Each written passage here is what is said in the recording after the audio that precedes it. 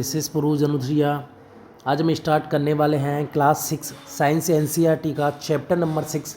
Chapter का नाम है सजीव, विशेषताएं एवं आवास। इस चैप्टर को हम पीडीएफ के थ्रू थॉरोली पढ़ेंगे और जो चीज़ें इंपॉर्टेंट रहेंगी उनको एकदम डीप में समझेंगे, ठीक है। और बाकी का आपको पता है 6 क्लास की एनसीईआरटीज़ है तो काफ़ी सारी चीज़ें जो है वो बच्चों के हिसाब से लिखी गई हैं, तो उनको अपन थॉरोली रीड करते हुए आगे बढ़ती जाएंगे, ठीक है। स्टार्ट करते हैं। पहेली और बूझो छुट्टियों में अनेक रोमांचक स्थानों की सैर पर गए। ऐसी ही एक यात्रा पर वे ऋषिकेश में गंगा नदी देखने गए। उन्होंने हिमालय की हिमाच्छादित बर्फ से ढकी हुई पर्वत श्रृंखला की कुछ पर्वतों का पर्वतारोहण मतलब उन पर चढ़ना, ठीक है। पर्वतारोहण किया। हिमाच्छादित मतलब बर्फ से ढकी हुई, जहाँ बहुत ठंड थी। भाई बर्फ से ढकी हुई तो बहुत ठंड रहेगी। इन पर्वतों पर उन्होंने ओक के, चीड़ के और देवदार जैसे वृक्ष देखे, ठीक है, जो पहाड़ी एरियो में ही पाए जाते हैं और जो उनके मैदानी क्षेत्रों के वृक्षों से बिल्कुल अलग थे। बिल्कुल सही बात है भाई, जहाँ बर्फ़ पड़ती है वहाँ क्या है, इस तरीके से पेड़, तो ये क्या बर्फ़ आज ईजिली यहाँ से निकल जाएगी ऐसे, ठीक है। इस तरीके से इनके पेड़ रहते हैं, ठीक है। ये पेड़ हो गया इनका, ये इस तरीके से पेड़ होते हैं इनके। अब जाहिर सी बात है कि मैदानी इलाके में तो ऐसे पेड़ नहीं मिलेंगे। मैदानी इलाके में पेड़ चाहिए जो एकदम फ्लैट हो, नॉर्मल हो, वहाँ कोई इश्यू नहीं रहता ऐसा, ठीक है। एक और अभियान में उन्होंने राजस्थान की यात्रा की, जहाँ पर ऊँट मरुस्थल भी घूमे वो, ठीक है। ऊँट पर बैठ के, ऊँट कहाँ पाए जाते हैं, रेगिस्तान में, ठीक है। मैंने रेगिस्तान का जहाज़ भी कहा जाता है। उष्ण मरुस्थल मतलब गर्म मरुस्थल में, मरुस्थल मतलब जहाँ मिट्टी हो, पेड़ पौधे वगैरह वो सब नहीं हो, ठीक है। मरुस्थल होता है वो, बर्फ़ की भी हो सकते हैं मरुस्थल, तो उष्ण मरुस्थल है ये, गर्म। यहाँ से उन्होंने नागफनी के, क्योंकि यहाँ पाए जाते हैं नागफनी, कैक्टस, ठीक वगैरह ये सब पाए जाते हैं, कि अनेक प्रकार के पौधे एकत्रित किए। अंत में वे पुरी गए, ठीक है, जो समुद्र के किनारे पर है। उन्होंने समुद्र तट की सैर की और वहाँ केजुरैना के वृक्ष की कतार देखी, ठीक है। समुद्र के किनारे यहाँ पर केजुरैना के वृक्ष की कतार मिलती है। इन स्थानों के भ्रमण के रोमांचक एवं उल्लासपूर्ण क्षणों का स्मरण करते हुए उन्हें अचानक एक विचार आया। ये सभी स्थान एक दूसरे से बहुत भिन्न हैं। कुछ बहुत ठंडे थे, कुछ बहुत उष्ण एवं कुछ शुष्क। ठंडे जो थे वो हिमालय वाला एरिया हो गया, उष्ण जो हो गया मरुस्थल वाला, ठीक है, और शुष्क जो हो गया शुष्क तथा कुछ आर्द्र, नहीं उष्ण एवं शुष्क, और कुछ स्थान आर्द्र। आर्द्र कौन सा था, आर्द्र था वो समुद्र तट के किनारे, ठीक है, वहाँ नमी रहती है। परंतु उन सभी स्थानों पर अनेक प्रकार के बहुत सारे जीव थे। बिल्कुल सही बात है भाई, अलग अलग इन्वायरमेंट के हिसाब से जीव पाए जाते हैं, ठीक है। उन्होंने यह जानने की कोशिश की कि क्या पृथ्वी पर ऐसा स्थान भी है जहाँ कोई भी जीव नहीं पाया जाता। बूझो ने अपने घर के आसपास के स्थानों को ध्यान से देखा। घर के अंदर उसने अलमारी एवं दरवाज़ों को देखा। उसने सोचा था कि इनमें कोई सजीव नहीं होगा, परंतु उसे एक छोटी सी मकड़ी नजर आई। घर से बाहर भी वह किसी ऐसे स्थान के बारे में नहीं सोच पाया जहाँ किसी न किसी प्रकार के जीव ना पाए जाते हों। इसका मतलब है कि जीव सभी जगह पाए जाते हैं, ठीक है। पहेली ने दूर दूर के स्थानों के विषय में पढ़ना एवं सोचना प्रारंभ किया। उसे पता लगा कि लोगों ने तो ज्वालामुखी के मुख में भी सूक्ष्म जीवों को खोज निकाला, ठीक है। अब ज्वालामुखी के मुख से सूक्ष्म जीवों को खोजने का मतलब है कि इतने हाई टेम्परेचर में भी मतलब कोई ना कोई जीव पाया जा रहा है। और ठंडे का अंटार्कटिक वगैरह वहाँ पे भी जीव पाए जाते हैं, तो सभी जगह जीव पाए जाते हैं। 6.1 सजीव एवं उनका परिवेश। पहेली एवं बूझो के मस्तिष्क में एक और विचार आया। जिन स्थानों की उन्होंने सैर की थी वहाँ किस प्रकार के जीव पाए जाते हैं। मरुस्थल में ऊँट थे, बिल्कुल सही बात है, मरुस्थल में ऊँट पाए जाते हैं। पर्वत पर बकरी एवं याक थे, हाँ पर्वत पर बकरी एवं याक थे। पुरी के समुद्र तट पर केकड़े एवं अनेक प्रकार की मछलियाँ थी, बिल्कुल, जिन्हें मछुआरे पकड़ रहे थे। साथ ही चींटियों जैसे अनेक प्रकार के जीव इन सभी स्थानों पर उपस्थित थे। हाँ ये बहुत छोटे जीव हैं, ये सभी जगह पाए जाते हैं। इन क्षेत्रों में पाए जाने वाले विभिन्न प्रकार के पौधे अन्य क्षेत्रों के पौधों की प्रजाति से भिन्न थे, बिल्कुल। जैसे समुद्र तट पर अपन ने केजुरैना देखा था, ठीक है। मरुस्थल में नागफनी, कैक्टस, ठीक है, ये सब देखे थे। और ओक, देवदार, चीड़ जो है अपन ने कहाँ देखे थे, हिमालय पर, ठीक है, ये रहा। इन क्षेत्रों में पाए जाने वाले विभिन्न प्रकार के पौधे अन्य क्षेत्रों की, हाँ ठीक है, भिन्न थे। इन विभिन्न क्षेत्रों का परिवेश कैसा था? सभी का अलग अलग था। क्या उनका परिवेश भी एक समान था? बिल्कुल नहीं, कहीं ठंडा था, कहीं गर्म था और कहीं आर्द्र था। क्रियाकलाप 1 देखते हैं। आइए एक वन से प्रारंभ करते हैं। यहाँ पाए जाने वाले सभी पौधों, जंतुओं एवं वस्तुओं के बारे में सोचिए। एक जंगल में पाए जाने वाले जंतुओं, पौधों एवं वस्तुओं को सारणी 6.1 के कॉलम में लिखिए। दूसरे क्षेत्रों में पाए जाने वाली वस्तुओं, जंतुओं एवं पौधों के नाम भी सारणी में लिखिए। आप इस अध्याय में दिए गए उदाहरणों को इकट्ठा कर सारणी 6.1 को भर सकते हैं। अपने मित्रों, माता पिता एवं अध्यापकों से भी इस विषय पर विचार विमर्श कीजिए तथा तालिका में दिए गए अन्य कॉलम में विभिन्न स्थानों पर पाए जाने वाले जंतुओं एवं पौधों के नाम लिखिए। आप पुस्तकालय में उपलब्ध उन पुस्तकों की सहायता ले सकते हैं जिनमें जंतु, पौधों एवं खनिज के विषय में जानकारी दी गई है। इस सारणी के प्रत्येक कॉलम में अधिकाधिक छोटी बड़ी वस्तुओं व जीवों को सम्मिलित करने का प्रयास कीजिए। जिस प्रकार की वस्तुएं हमें मिलती हैं वे शायद जीवित जंतु या पौधे ना हों। संभवतः ये पौधे के भाग जैसे सूखी पत्तियां या जंतु के अवशेष जैसे हड्डियां हों। बिल्कुल सही बात है भाई, ज़रूरी नहीं है कि हमें पौधे या जंतु ही मिले, उनके अवशेष भी मिल सकते हैं, पहले डेथ हो गई हो या फिर रिसेंटली टूटा हो, सूखी पत्तियां वगैरह टूटी हों। हमें विभिन्न प्रकार की मिट्टी तथा रोड़े भी मिल सकते हैं। बिल्कुल सही बात है। अध्याय 3 में हम इसकी चर्चा कर चुके हैं कि समुद्री जल में लवण घुले हुए हैं। बिल्कुल सही बात है, समुद्री जल में लवण घुले हुए होते हैं क्योंकि बहुत ज़्यादा नमकीन पानी होता है उसका। इस प्रकार की कुछ अन्य वस्तुएं भी हो सकती हैं। जैसे जैसे हम अध्याय को पूरा करेंगे सारणी 6.1 में कुछ और उदाहरण सम्मिलित करते जाएंगे। जब हम इन अन्य रोचक स्थानों की यात्रा करेंगे तब सारणी के बारे में और चर्चा करेंगे। आगे चर्चा करते हैं 6.2 आवास एवं अनुकूलन। क्रियाकलाप 1 में आपके द्वारा सूचीबद्ध किए गए पौधे एवं जंतुओं से आपको क्या मिला? क्या आपको अनेक प्रकार के सजीव मिले? तालिका 6.1 के मरुस्थल वाले कॉलम और समुद्र वाले कॉलम को ध्यान से देखिए। क्या आपको प्रतीत होता है कि इन दोनों कॉलम के जीव बहुत अलग प्रकार के हैं? इन दोनों क्षेत्रों में किस प्रकार का परिवेश है? समुद्र में जंतु तथा पौधे लवणीय जल, खारे पानी में रहते हैं तथा श्वसन के लिए जल में विलेय वायु ऑक्सीजन का उपयोग करते हैं।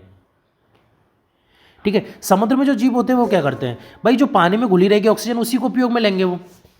ठीक है, और नमकीन जल में रहने की उनको आदत होती है। ठीक है, खारे जो पानी होता है, लवणीय जल होता है, उसमें रहने की उन्हें आदत होती है, वो उनका परिवेश होता है। उसी तरह से उनकी बॉडी डली हुई होती है कि वो लवणीय जल में रह सकते हैं। वो फ्रेश वाटर में सर्वाइव नहीं कर सकते। फ्रेश वाटर वाला जो पौधा है या जीव है वो लवणीय जल में सर्वाइव नहीं कर सकता। ठीक है, ऑस्मोसिस प्रोसेस होती है उसके थ्रू ये होता है सर्वाइव ना करने की प्रोसेस। ठीक है, मरुस्थल में जल बहुत कम मात्रा में उपलब्ध होता है। बिल्कुल सही बात है। ये मरुस्थल है ये। अब यहाँ पे जल कहाँ बहुत कम मात्रा में मिलेगा, मिट्टी वगैरह मिलती है और पौधे जो है बहुत दूर दूर मिलते हैं या फिर वही कटीली झाड़ियाँ वगैरह वो सब मिलती हैं। ठीक है, मरुस्थल दिन में बहुत गर्म है, रात में ठंडा होता है। बिल्कुल सही बात है, दिन में इतना गर्म हो जाएगा जिसके अंदर मिट्टियाँ बहुत ईजिली गर्म हो जाती है। ठीक है, जैसी शाम होती है, रात होने को होती है तो मिट्टी ईजिली ठंडी हो जाती है। मरुस्थल में पाए जाने वाले पौधे एवं जंतु भूमि पर रहते हैं। बिल्कुल सही बात है भैया, भूमि है तो भूमि पर रहेंगे मरुस्थल में। एवं श्वसन के लिए आसपास की वायु का उपयोग करते हैं। भाई जो एनवायरनमेंट में जो ऑक्सीजन होती है, जो वायु होती है उसी का उपयोग करते हैं। वो जो हम हवा चलती है, सांस लेते हैं उसके थ्रू, है ना। और ऐसा नहीं कि ओनली ऑक्सीजन ही आपके नाक के थ्रू जा रही है, नहीं, और उसके साथ बहुत सारी चीज़ें जाती हैं। ठीक है, नाइट्रोजन हो गई, कार्बन डाइऑक्साइड होगी, और भी कई सारी जो गैसेज हैं जो बहुत कम अमाउंट में पाई जा रही है, वो सारी भी जो है हमारी बॉडी में उसी के साथ जाती है। समुद्र तथा मरुस्थल विभिन्न प्रकार के परिवेश हैं और हम इन दोनों क्षेत्रों में बिल्कुल भिन्न प्रकार के पौधे एवं जंतु देखते हैं। बिल्कुल सही बात है, समुद्र में बिल्कुल अलग जंतु पाए जाएंगे, मरुस्थल में बिल्कुल अलग पाए जाएंगे। इनको आदत होती है कि पानी जो है वो ना मिले तो भी एक सर्वाइव कर सकते हैं कुछ दिनों तक। ऊँट वगैरह जो है वो एक साथ पी लेता है, फिर 5-7 दिन तक जो है सिर्फ पानी की ज़रूरत नहीं होती है। ठीक है, क्योंकि यहाँ पानी अवेलेबल नहीं है तो ईजिली ना डेली अवेलेबल नहीं होगा। क्या ऐसा नहीं है? बिल्कुल है। आइए दो विभिन्न प्रकार के परिवेश मरुस्थल तथा समुद्र से दो जंतुओं ऊंट तथा मछली का परीक्षण करते हैं। ऊंट की शारीरिक संरचना उसे मरुस्थलीय परिस्थितियों में रहने योग्य बनाती है, बिल्कुल सही बात है। ऊँट उस तरीके से ढल जाता है कि वो मरुस्थलीय परिस्थितियों में रह सके। पानी का जो है वो एक बार ले लेता है, उसी से उपयोग करता है। टॉयलेट बहुत कम, बहुत मतलब कम पानी वेस्ट करता है टॉयलेट में वो, ठीक है। और जो इस तरीके से उसका वो रहता है, पसीना वगैरह जो नहीं आना, क्योंकि अगर पसीना वगैरह आएगा तो पानी उड़ के भाग जाएगा। ऊँट के पैर लंबे होते हैं, बिल्कुल सही बात है, जिससे उसका शरीर रेत की गर्मी से दूर रहता है। हाँ, उस ऊँट के पैर क्या होते हैं, लंबे होते हैं। वो लंबे होते हैं इसीलिए वो जो है, जो मिट्टी की गर्मी है उसके शरीर तक नहीं पहुंच पाती, ठीक है। और उसकी मिट्टी जो गर्मी जो है वो शरीर तक नहीं पहुंच पाती, इसलिए वो जो है उस गर्मी से दूर रहता है। उसमें मूत्रविसर्जन की मात्रा जो है बहुत कम मात्रा में होती है। हाँ, टॉयलेट बहुत कम होता है, इससे पानी वेस्ट ना होता था, मल शुष्क होता है, बिल्कुल सही बात है भाई। ये भी एक मेन रीज़न है पानी जो है वेस्ट करने का। मूत्र अपन जब टॉयलेट करने जाते हैं तो काफ़ी सारी मात्रा, मतलब एक्चुअली क्या, बहुत सारी मात्रा में जो है उसमें टॉयलेट निकलता, पानी निकलता है, ठीक है। और अपना मल जो होता है वो शुष्क नहीं होता, लेकिन ऊँट का जो मल होता है वो शुष्क होता है। और मूत्रोत्सर्जन मतलब टॉयलेट करना जो होता है वो बहुत कम मात्रा में होता है टॉयलेट। उन्हें पसीना भी नहीं आता, बिल्कुल सही बात है, उन्हें स्वेटिंग नहीं होती, क्योंकि शरीर से जल का ह्रास बहुत कम होता है। हाँ बिल्कुल, इसलिए जल के बिना भी अनेक दिनों तक रह सकते हैं। भाई अपनी कंडीशन देखो, अपना क्या होता है, अपने को पसीना भी आता है, अपने को टॉयलेट करने जाना है तो पानी भी काफ़ी सारी मात्रा में, अपने को फ्रेश होने जाना है तो मतलब मल भी काफ़ी गीला रहता है, ठीक है। लेकिन ऊँट के केस में ऐसा नहीं है, वो इस तरीके से डला हुआ है कि वो ईजिली जो है वो मरुस्थल में सर्वाइव कर सकता है, ठीक है। ये एक्वेरियम में विभिन्न प्रकार की मछलियाँ दिखा रखी है, एक्वेरियम जहाँ पे मछली वगैरह रखी जाती है, ठीक है, या समुद्री जीव वगैरह को रखा जाता है। आइए विभिन्न प्रकार की मछलियों को देखें। इनमें से कुछ को चित्र 6.3 में दर्शाया गया है, परंतु इतने अधिक किस्म की मछलियों में क्या आपको इनकी आकृति में कुछ समानता दिखाई पड़ती है? बिल्कुल सही बात है, एक जैसी दिखती है, मतलब मछलियाँ समथिंग है ना। ये पीछे से रहेंगी इनमें, ठीक है, ये पीछे से रहेगा। मैं कलर चेंज कर देता हूँ एक बार, ठीक है। ये पीछे से, अरे यार कैसा कलर हो रहा है, मैं एक बार फिर से कलर चेंज करता हूँ, एक मिनट, ठीक है। ये पीछे से रहेगा ये, ठीक है, और इनके ये रहेंगे फेंस वगैरह, ठीक है। इस तरीके से आगे से भी ये एकदम धारा रेखी होते हैं ये, ठीक है, ये धारा रेखी है ऐसे, ठीक है। और सारी मछलियों का सेम सीन है, इन सभी का शरीर धारा रेखी होता है। हाँ बिल्कुल सही बात है, इन सभी का शरीर जो होता है वो धारा रेखी होता है, ठीक है, ये धारा रेखी होती है, जिसकी चर्चा हम अध्याय 5 में कर चुके हैं। बिल्कुल सही बात, हमने इसकी चर्चा जो अध्याय 5 में कर चुके हैं। उनकी ये आकृति उन्हें जल के अंदर विचरण करने में सहायता करती है, बिल्कुल सही बात है। एक्चुअली अपन ने चैप्टर 5 में देखा था कि अगर आगे से सरफेस एरिया ज़्यादा होगा तो पानी को उठाने में दिक्कत होगी ना, पानी काफ़ी पर दबाव डालेगा, पानी दबाव डालेगा तो अपन को आगे बढ़ने नहीं देगा। लेकिन अगर आगे से नुकीला है शरीर तो पानी को चीरते हुए आगे आराम से निकल जाएगा। और इनकी गति जो होती है वो इस तरीके से होती है, ऐसे मुँह इधर तो पूँछ इधर, ठीक है। और अगर मुंह इधर हुआ तो पूंछ इधर, मुंह इधर तो पूंछ इधर, ठीक है। इस तरीके से गति करते हैं और ये ऐसे करते हुए आगे बढ़ते जाते हैं। उनकी ये आकृति उन्हें जल के अंदर, हाँ, मछलियों का शरीर चिकने सल्कों से ढका होता है, बिल्कुल चिकने सल्कों से ढका रहता है इनका शरीर। मछली का शरीर चिकने सल्कों से ढका रहता है। ये सल्क मछली को सुरक्षा तो प्रदान करते ही हैं, ये सुरक्षा प्रदान तो करते ही हैं, साथ ही उन्हें जल में सुगम गति करने में भी सहायक होते हैं। भाई चिकना होता तो ईजिली निकल जाता है आगे, रफ होगा तो मतलब घर्षण ज़्यादा होगा ना, लेकिन घर्षण वगैरह ऐसा कुछ नहीं होता, बस ईजिली चिकने होते ईजिली निकलते जाते हैं पानी में, सीधे बढ़ते जाते हैं। हमने अध्याय 5 में चर्चा की थी कि मछली के पंख एवं पूंछ चपटी होती है, बिल्कुल सही बात है, मछली के पंख और पूंछ जो होते हैं वो चपटे होते हैं, जो उन्हें जल के अंदर दिशा परिवर्तन एवं संतुलन, दिशा परिवर्तन ये, ठीक है, दिशा परिवर्तन और संतुलन बनाए रखने में सहायता करते हैं। मछली के जो गिल होते हैं क्लोम जिन्हें बोला जाता है, जो उसे जल में श्वास लेने में सहायता करते हैं, ठीक है, इनके थ्रू वो श्वास लेता है, ठीक है, पानी से फिल्टर करेगा ऑक्सीजन को और लेगा, श्वास लेगा इसी के थ्रू। हम देखते हैं कि मछली की संरचना उसे जल में रहने के लिए सहायक होती है, बिल्कुल सही बात है। तो ऊँट की संरचना उसे मरुस्थल में रहने के लिए सहायक है, बिल्कुल सही बात है। भाई ऊँट में अपन ने देखा था कि ऊँट में क्या स्वेटिंग नहीं हो रही, ठीक है, टॉयलेट जो होता है उसका एकदम कम आ रहा है और मल जो है उसका शुष्क है। लेकिन मछलियों के केस में ऐसा नहीं है, मछलियों को तो खूब सारा पानी है, उनका शरीर क्या धारा रेखीय होता है, टॉयलेट पानी का तो उन्हें कोई इशू होता ही नहीं है। उन्हें इशू है पानी में कैसे तैरा जाए, कंटिन्यू तैरा जाए, ठीक है। तो इसलिए क्या करते हैं वो, उनका शरीर इसी तरीके से होता है, धारा रेखीय होता है, चिकना होता है बॉडी उनकी, ठीक है। और जो ऑक्सीजन लेते हैं वो गिल के द्वारा लेते हैं। हमने पृथ्वी पर पाए जाने वाले असंख्य प्रकार के जंतुओं में से केवल 2 उदाहरण लिए।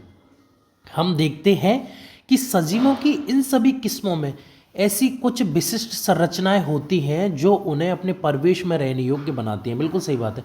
अनुकूलन का मतलब क्या है? वो इन्वायरमेंट में रहने योग्य बन जाते हैं। अनुकूलन, अडेप्टेशन, ठीक है। उस इन्वायरमेंट में रहने योग्य बन जाते हैं।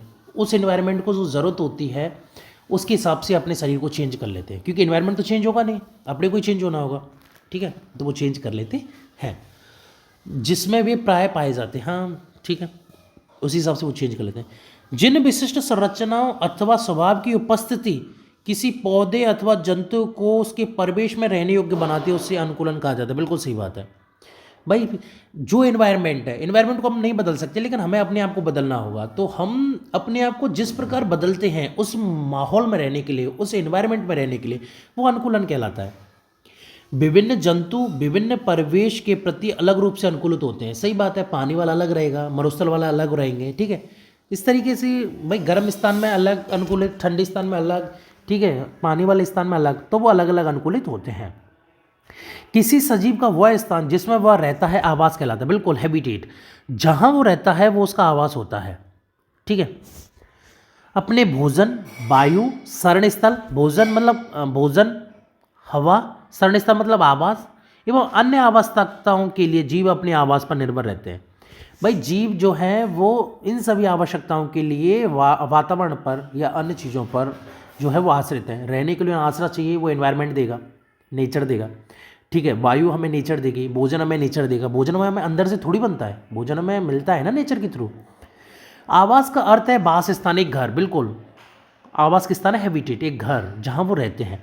विभिन्न प्रकार के पौधे एवं जंतु एक ही आवास में संयुक्त रूप से रह सकते हैं। बिल्कुल सही बात है, ठीक है। जंगल एक आवास हो गया, तो वहाँ बहुत सारे जंतु वगैरह पाए जाते हैं, पक्षी पाए जाते हैं, इवन मनुष्य भी रहते हैं, बहुत सारे रहते हैं। स्थल, जमीन पर पाए जाने वाले पौधों एवं जंतुओं के आवास को स्थलीय आवास कहा जाता है। बिल्कुल, जो धरती पर पाए जाएंगे, जमीन पर पाए जाएंगे, वो स्थलीय आवास, ठीक है। स्थल है, तीन होते हैं ना, स्थल, जल और वायु, ठीक है। तो वन, घास के मैदान, मरुस्थल, तटीय एवं पर्वतीय क्षेत्र स्थलीय आवास के कुछ उदाहरण हैं, ठीक है। वन स्थल, घास के मैदान, ये भी स्थल, मरुस्थल ये भी स्थल, ठीक है। तटीय और पर्वतीय क्षेत्र ये भी स्थल हो गए। जलाशय, दलदल, झील, नदी, समुद्र, जहां पौधे एवं जंतु जल में रहते हैं वो जलीय आवास कहलाता है। ऐसा कोई भी स्थान जो जल से घिरा हो, ठीक है, और उसमें जीव पाए जा रहे हैं, वो जलीय आवास में हो गए, ठीक है। विश्व के विभिन्न भागों में पाए जाने वाले वनों, घास के मैदानों, मरुस्थलों, तटीय एवं पर्वतीय क्षेत्रों में भी बहुत विषमता होती है। बिल्कुल सही बात है, ठीक है। पर्वतीय क्षेत्र वाले में अलग विषमता, तटीय वाले में अलग, मरुस्थल में अलग, घास के मैदान में अलग, वन में अलग। यह सब ये जलीय आवासों के लिए भी सत्य है। बिल्कुल सही बात है, जो जलीय आवास में भी पाए जा रहे हैं उनके लिए भी सत्य है ये ओनली स्थलीय के लिए सत्य नहीं है। किसी आवास में पाए जाने वाले सभी जीव जैसे कि पौधे एवं जंतु उसके जैविक घटक हैं। जैविक घटक का इन दिस सेंस वो जीव हैं, जीवित हैं, वो जीवित हैं। अब जीवित के बहुत सारे मायने होते हैं, उनमें मेटाबॉलिज्म हो रहा है, वो श्वास ले रहे हैं, वो लंबाई चौड़ाई में बढ़ रहे हैं, बहुत सारे पैरामीटर्स होते हैं इनके, ठीक है।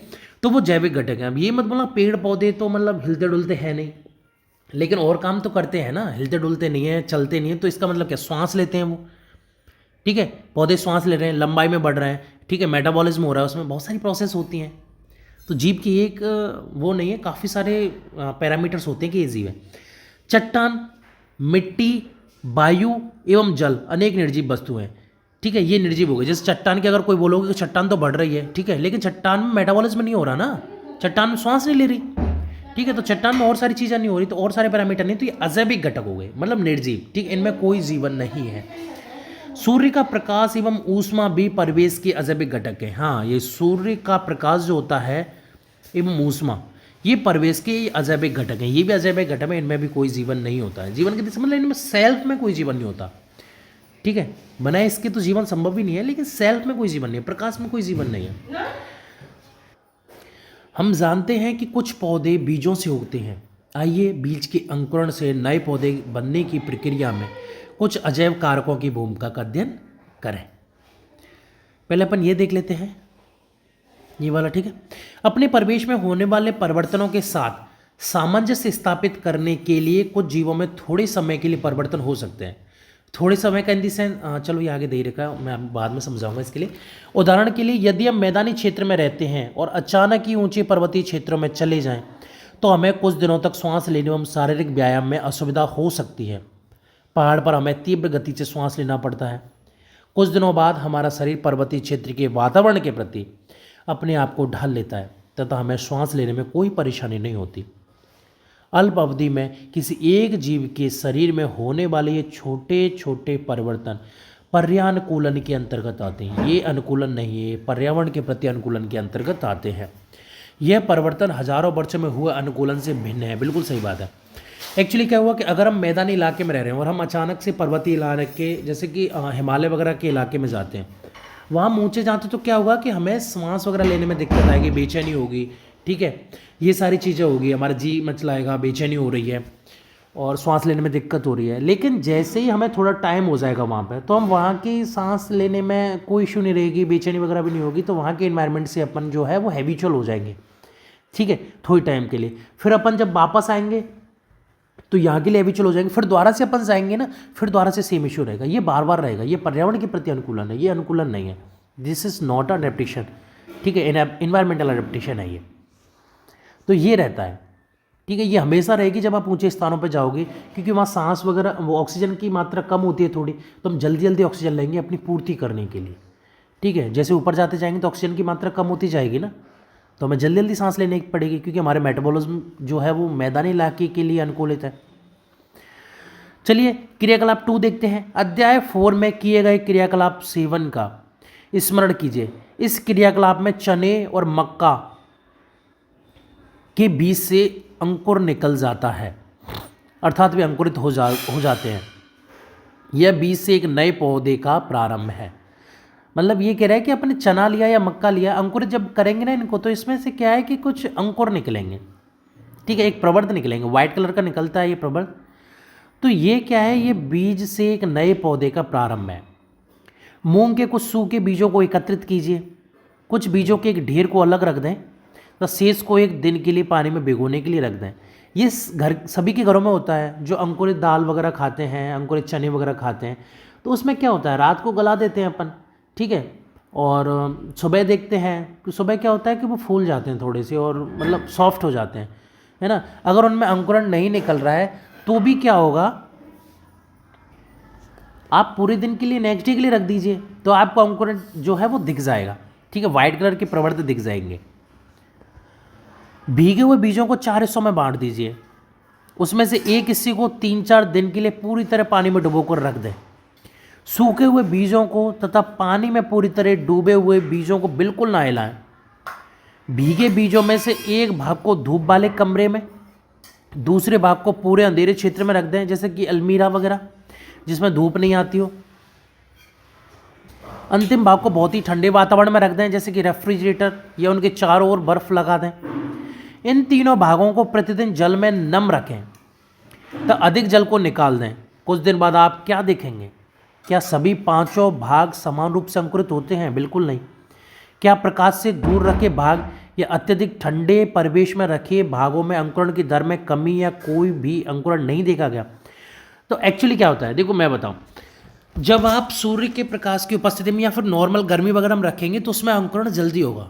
लेकिन आप फ्रीज में रखोगे तो फ्रीज क्या करता है, वो उसके अंकुरण को कम करता है, उसको प्रसुप्त अवस्था में ही रखता है, ठीक है, उसको जगाता नहीं है, वो सोया रहता है। जैसे कि अपन देखते हैं कोल्ड स्टोरेज वगैरह किस काम आते हैं, वो जल्दी से फ्रूट वगैरह सब्जी वगैरह उसको पकाए ना, ठीक है, जल्दी से पकाए ना। अगर जल्दी पकेगा तो पकने के बाद क्या होता है, खराब होता है। 2 स्टेज होती है ना, कच्चा है, कच्चे के बाद क्या होगा, या तो पकेगा या खराब होगा। कच्चे के बाद क्या होगा, पहले पकेगा फिर खराब होगा। तो कोल्ड स्टोरेज में क्या होता है, उसको प्रसुप्त अवस्था में रखा जाता है कि ये जो है वो सोती अवस्था में रही, ज़्यादा पके ना, अंकुरित वगैरह भी ना हो और कुछ भी ना हो इसमें, इसलिए रखा जाता है। तो ज़्यादा ठंडे जहाँ प्रकाश नहीं है तो वो अंकुरित की दर इसमें धीमी होगी या ना होगी, मतलब होगी बहुत कम होगी। पर क्या आपने पाया कि वायु, जल, प्रकाश तथा ऊष्मा जैसे अजैव घटक सजीवों के लिए अत्यंत आवश्यक है? बिल्कुल। जो अंकुरित आपने या फिर जो मतलब दाल आपने खुले में रख रखी तो वहाँ वायु अवेलेबल थी, प्रकाश भी अवेलेबल था, ठीक है, जल तो था ही उसमें और ऊष्मा वगैरह। तो इस सब से क्या होता है, वो जल्दी अंकुरित होता है। वास्तव में अजैविक कारक सभी सजीवों के लिए महत्वपूर्ण है। बिल्कुल सही बात है, बहुत ज़्यादा इंपॉर्टेंट है। हम देखते हैं कि सजीव बहुत ठंडे और बहुत उष्ण परिवेश में भी पाए जाते हैं। बिल्कुल सही बात है। क्या ऐसा नहीं है? अरे बिल्कुल है। ये जीव इस विषम परिवेश में जीवित रहने के लिए किसी विशिष्ट व्यवस्था को अपनाते हैं। यह अनुकूलन काम आता है। अनुकूलन अल्पकाल में नहीं होता है। हजारों वर्षों की अवधि में किसी क्षेत्र के अजैविक घटकों में परिवर्तन आते हैं। वे जंतु जो इन परिवर्तनों के प्रति अपने आप को नहीं डाल पाते मर जाते हैं। ठीक है। एक्चुअली क्या है कि एनवायरनमेंट में कोई चेंज हुआ तो जो इसके ढलने के साथ डल गए, जो भी जीव इसके एनवायरनमेंट के साथ डल गए वो तो आगे बढ़ जाएंगे। ठीक है। जो नहीं डल पाएंगे वो मर जाएंगे। जैसे कि मैं एक एग्जांपल लूँ, जैसे कि आप किसी ऐसी जगह रहते हो जहाँ बहुत ज़्यादा पानी रहता है, आपको पानी पार करके जाना होता है। ठीक है। अगर ये मत बोलना कि मैं नाव ले लूँगा, वो नहीं। ठीक है। अगर आपको तैर के जाना है, अगर आप पैदल पैदल जाओगे तो आगे जाके डूब जाओगे क्योंकि गहरा होता जा रहा है। लेकिन अगर आप तैरना सीख जाते हो तो आप इजीली पार करके चले जाओगे। तो ये आपने क्या अपनी बॉडी को ढाल लिया ना उसके ऊपर, चाहे आपने थोड़ा सा एक्स्ट्रा मेहनत किया लेकिन आपने बॉडी को ढाल लिया। ठीक है। ये एक जनरल एग्जाम्पल है एक्सरसाइज टाइप का। ठीक है। केवल वे जीव जीवित रहते हैं जो अपने आप को बदलते परिवेश के साथ अनुकूलित कर लेते हैं। सही बात है। ठीक है। अगर अपने आप को अनुकूलित नहीं करोगे तो जाहिर सी बात है आप जीवित नहीं रहोगे, क्योंकि पर्यावरण जो है वो आपके लिए चेंज नहीं होने वाला, आपको ही पर्यावरण के लिए चेंज होना पड़ेगा। जंतु विभिन्न अजैविक कारकों के लिए विभिन्न विधियों से अपने आप को अनुकूलित करते हैं। सही बात है। ठीक है। गर्मियाँ तो उसी हिसाब से, सर्दियाँ तो उसी हिसाब से। जैसे कि अपना क्या होता है, अपने को भी यही होता है कि सर्दी आती है तो अपन गर्म कपड़े पहन लेते हैं, गर्मी आती है तो अपन सूती कपड़े या फिर बहुत कम कपड़े पहनते हैं। ठीक है। यही होता है, अपन क्या एनवायरनमेंट के हिसाब से अपने आप को जो है वो अनुकूलित कर रहे हैं। इसका परिणाम विभिन्न आवासों में जीवों की विविधता का होना चाहिए। आइए कुछ आवासों, इनकी जैविक अजैविक घटकों एवं उसमें रहने वाले विभिन्न जीवों में अनुकूलन का अध्ययन करें। ठीक है।